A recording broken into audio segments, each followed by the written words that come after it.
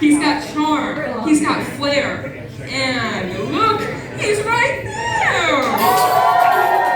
Give it up for Caliban, the sales clown! Thank you, Kelsey. Come on, what was on your name? I've been working this entire time.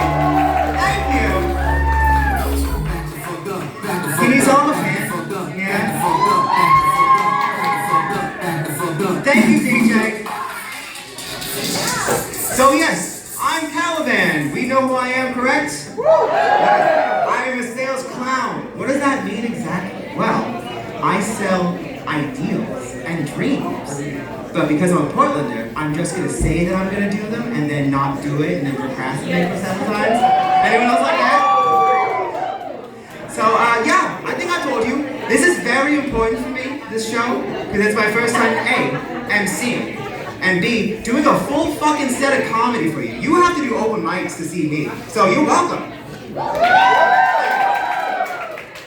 So I want to first talk about, well, somebody very important to me. My mother is here, guys. Actually, both my parents are here. They're at the bar. Don't let that tell you anything. So yes, let me tell you this though. You know, I am a homosexual man. Thank you. And I will say, the experience. Wait, where's my light? Get back to me. My experience of being a gay clown is very funny because I've had very similar yet different experiences. The first thing is coming out to my mom. When I came out to my mom as gay, it was very cinematic, lifetime movie moment like. I told her like, hey, Mom, I think I'm bi. And then she got all quiet, hand in her face. She wouldn't look at me. And I'm like, Mom, come on, I'm still your son, I'm still me. And she's like, I know. Are you sure you're gay? Because if you're just gay, you're fine. I told my mom I was bi so I could cushion the blow, but basically my mom called me F-slur. You know, let's just be real. Love you, Mom. Thank you. She's an ally. But I will say, I had a very, very different experience with my mom coming out as a clown. I love you, Mom. Everything's gonna be okay. But when I came out to her as a clown, I was like, hey, you know, I'm enjoying this makeup thing. I'm expressing myself. You know, I'm making some money. And she, polar opposite. Oh, honey. Too far. Are you sure? Are you sure you're a clown? Have you tried anything else? No, Mom, I'm not a fucking mime. Ow. I know, but guys, we all change. My mom is a very big supporter, obviously. Once again, give another hand for her. But, you know, that was my first time experiencing, well, has anyone else here experienced clown prejudice before? No, just me? Awesome. Love that. I mean, cause like, you know, this is one time where I'm like getting in my lift and the guy kept looking back at me and, you know, it was very like, he thought he was taking me over the border kind of vibes. But instead of Mexico, it's Canada where it's weirder. But another good example is, you know, I'm a filthy clown smoker. Boo. Can I get a boo?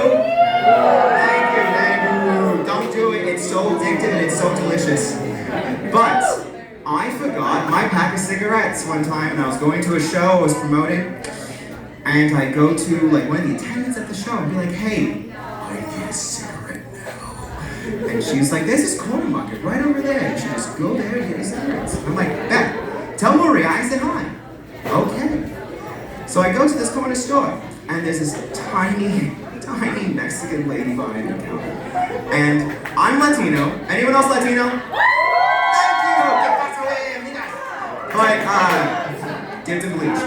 So, there's this tiny Mexican lady behind the counter, and she reminds me of my abuela. God bless her. Rest in peace. And so, it's fine. But I go up to her, and I'm like, hola, ¿cómo estás? And that's all the Spanish I know. So, and I was like, ¿qué pasa? And she's like, ¿qué? I'm like, no. Okay, hi. I was wondering, can I get a pack of cigarettes? Okay, we're making start. Can I get those Camel Crushers, please? Because I'm a disgusting person. Thank you. I'm like, okay, great. I'll take those. So, I was a clown, and I'm like, you know, trying to cushion this blow. But I'm like, hey, just be advised, I'm like a little different.